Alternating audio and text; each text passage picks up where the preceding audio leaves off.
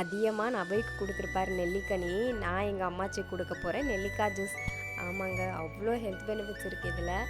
எக்கச்சக்கமான vitamins and அதுக்கப்புறம் minerals, calcium, இந்த மாதிரி நிறைய இருக்குது நெல்லிக்காயில். சின்ன வயசுலலாம் வந்து எல்லோரும் சொல்லி கேள்விப்பட்டிருப்போம், ஒரு நெல்லிக்காய் சாப்பிட்டா ஒரு சொட்டு ரத்தம் ஊறும் அப்படின்னு சொல்லியிருப்பாங்க.